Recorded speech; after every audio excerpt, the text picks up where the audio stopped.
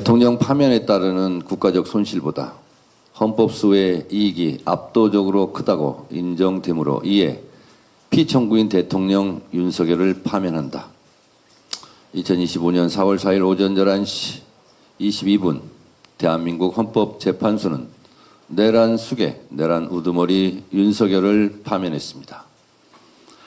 저는 국회 법사위원장 겸 국회 탄핵소추위원장으로서 파면 선고 직후 이렇게 말했습니다. 헌법의 적을 헌법의 이름으로 물리쳐준 헌법재판관들께 감사합니다. 민주주의의 적을 민주주의의 힘으로 물리쳐준 국민 여러분들께 감사합니다. 이렇게 말씀드렸습니다.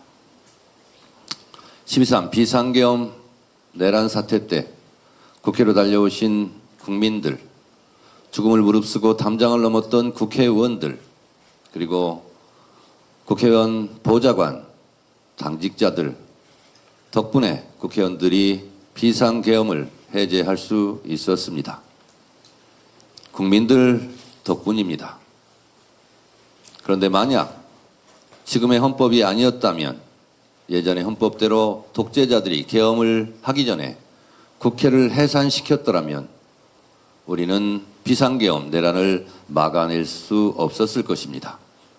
87년 6월 항쟁을 통해 지금의 헌법을 만들어준 87년 6월 항쟁에 참여했던 그때의 국민들께 감사드립니다.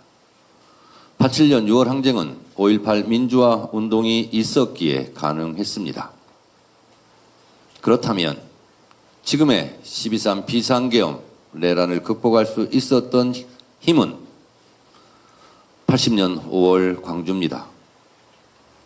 80년 5월 이곳 광주에서 전두환 일당의 계엄군에 맞서 목숨 걸고 싸웠던 광주 시민들을 응원했던 대한민국 민주 시민들,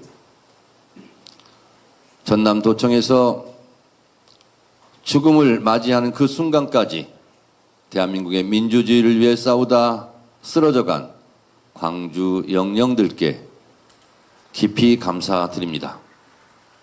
그런데 지금도 5월 광주는 계속되고 있습니다. 지금도 광주 5.18 민주화 운동을 북한 소행이라거나 광주 민주 영령들을 폄훼하고 조롱하는 일이 빈번하게 벌어지고 있습니다. 윤 어게인을 외치고 윤석열 내란 수괴를 다시 세우려는 내란 옹호 세력도 있습니다. 그러하기에 5월 광주는 끝나지 않았고 12.3 비상계엄 내란은 아직도 끝나지 않고 현재 진행형입니다. 과거가 현재를 도왔고 죽은 자가 산 자를 구했다는 한강 작가의 말씀처럼 우리가 지금 살아있는 것도 생각해 보면 광주 5.18 광주 영령들 덕분입니다. 노상원 수첩에 그 실행 계획이 나와 있듯이 이재명 대통령도 저도 우원식 의장도 여기 있는 국회의원들도 만약에 5.18이 없었다면 87년 6월 항쟁이 없었다면 지금의 헌법이 없었다면 우리는 연평도 꽃게밥이 되었거나 어느 이름 모를 지하 벙커에 끌려가서 죽도록 맞고 고문을 당하고 죽고 부상당하고 팔다리가 부러지고 얼굴에 시퍼렇게 멍이 들었을지도 모릅니다. 그래서 저는 오늘 광주 5.18 묘지에서 박관현 열사, 윤상원 열사, 문재아 열사 앞에서 다짐했습니다.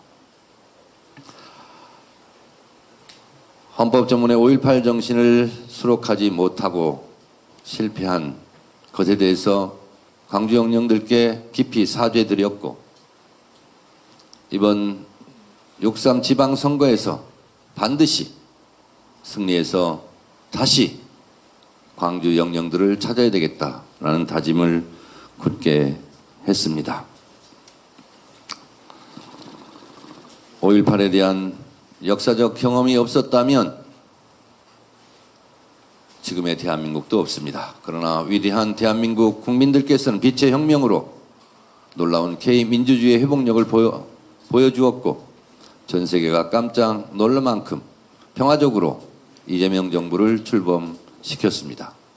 이재명 정부와 더불어민주당은 이 역사적 무게감과 역사적 책임을 다하고자 합니다. 국민 앞에, 역사 앞에, 헌법 앞에, 민주주의 앞에 좀 더 겸손하게 5.18 광주 민주 영령들께 부끄럽지 않도록 겸손하게 최선을 다하겠다는 말씀을 드립니다.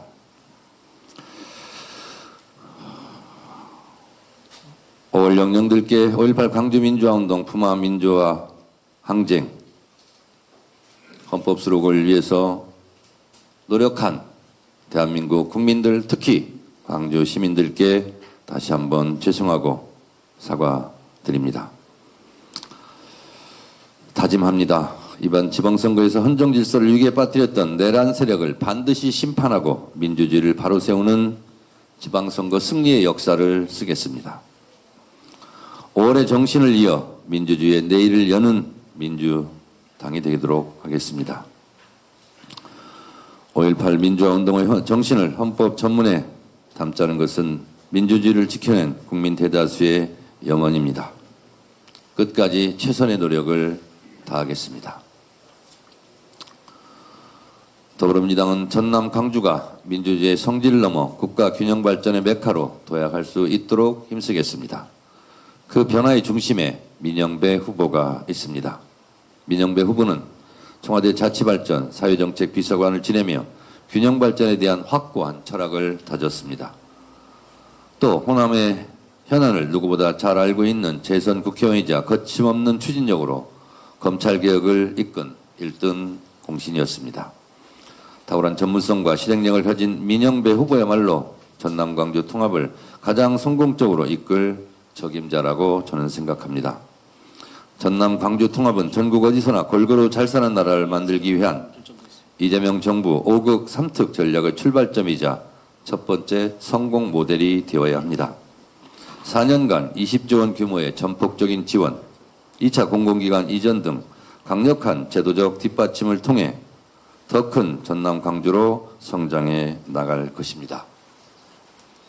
저는 당대표가 되면서부터 특별한 희생에는 특별한 보상을 해야 한다는 이재명 대통령의 국정 철학에 맞게 호남 발전 특위를 만들었고, 그리고 역대급으로 호남 발전을 위한 예산을 편성하는 것을 적극적으로 띄웠습니다.